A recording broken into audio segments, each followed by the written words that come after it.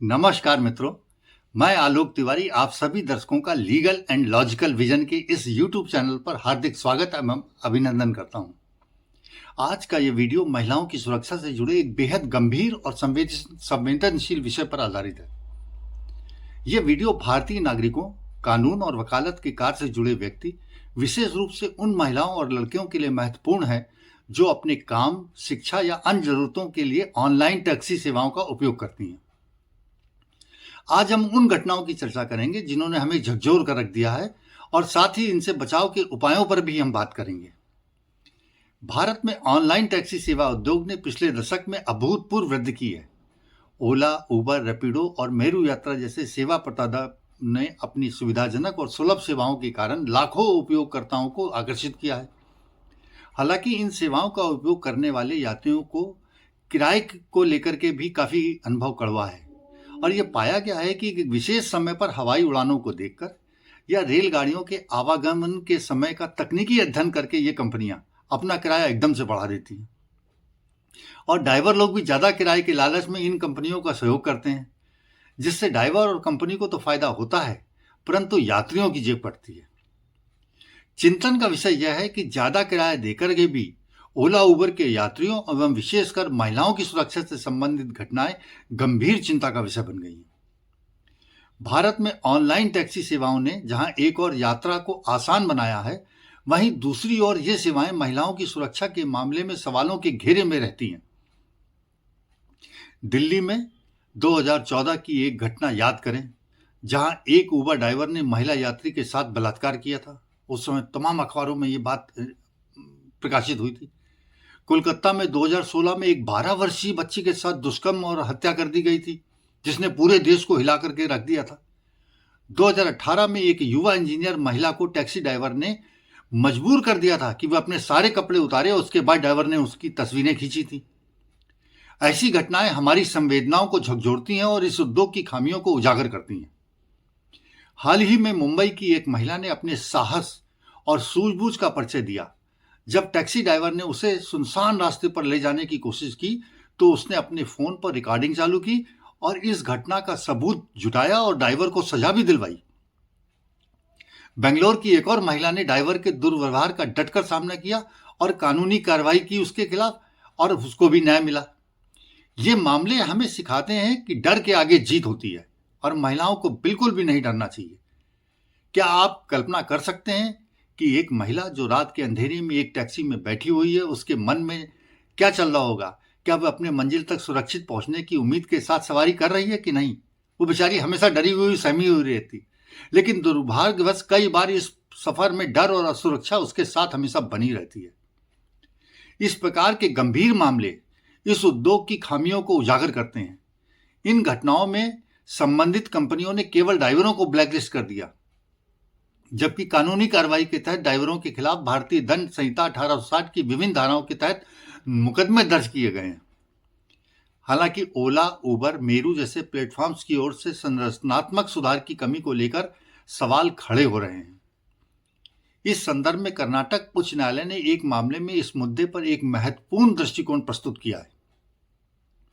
बेंगलोर की एक महिला ने ओला ड्राइवर के खिलाफ यौन उत्पीड़न की शिकायत दर्ज की और ओला की आंतरिक शिकायत समिति से जांच की मांग भी की उसने, परंतु ओला ने यह कहते हुए जांच से इनकार कर दिया कि उनके ड्राइवर पार्टनर यौन उत्पीड़न से महिलाओं का संरक्षण, प्रिवेंशन ऑफ सेक्सुअल हैरेसमेंट अधिनियम 2013 के तहत कर्मचारी की परिभाषा में नहीं आते हैं। मतलब वो ओला की कर्मचारी नहीं है। महिला ने उच्च न्यायालय में याचिका दायर की, जिसमें यह तर्क दिया गया कि ओला और उसके ड्राइवरों के बीच एक नियोक्ता कर्मचारी का संबंध है। कर्नाटक उच्च न्यायालय ने ओला के तर्कों को नहीं माना और महिला के पक्ष में फैसला सुनाया और ओला को ड्राइवर के खिलाफ पॉश अधिनियम के तहत जांच शुरू करने के साथ साथ महिला को 5 लाख रुपए का मुआवजा देने का भी आदेश दिया। ये मैं सब चाहता हूं सभी वकील और सभी कानून से जुड़े लोग इसको समझें। मेरे दर्शकों के ध्यान देने योग्य ये भी बात है कि पॉश अधिनियम के संदर्भ में कानून के तहत पीड़ित महिला की परिभाषा में किसी भी उम्र की महिलाएं शामिल हैं, चाहे वह संबंधित संगठन में कार्यरत हो या नहीं। यह स्पष्ट करता है कि यदि किसी कर्मचारी द्वारा किसी ग्राहक या क्लाइंट का यौन उत्पीड़न किया जाता है तो वो महिला इस कानून के तहत संरक्षण पाने की हकदार है। ये कोर्ट ने कहा है साफ साफ। 2019 में सरकार ने यात्रियों, विशेष रूप से महिला सुरक्षा को ध्यान में रखकर मोटर वाहन अधिनियम 1988 में संशोधन किया, जिसके तहत ओला और उबर जैसे कैब एग्रीगेटर्स को विनियमित करने के लिए नए प्रावधान जोड़े गए। इसके बाद केंद्र सरकार ने मोटर वाहन एग्रीगेटर दिशा निर्देश 2020 भी जारी किए, जिनमें ड्राइवरों की पुलिस सत्यापन, जीपीएस आधारित निगरानी और यात्रियों की सुरक्षा के लिए आपातकालीन प्रतिक्रिया प्रणाली इन लोगों के लिए अनिवार्य की गई। कानूनी तौर पर कैब एग्रीगेटर्स ये दावा करते हैं कि उनके ड्राइवर स्वतंत्र ठेकेदार हैं और कंपनी के कर्मचारी नहीं हैं। उदाहरण के लिए उबर के उपयोगकर्ता नियम और शर्तों में यह स्पष्ट रूप से कहा गया है कि परिवहन सेवाएं स्वतंत्र तृतीय पक्ष ठेकेदारों द्वारा प्रदान की जाती हैं।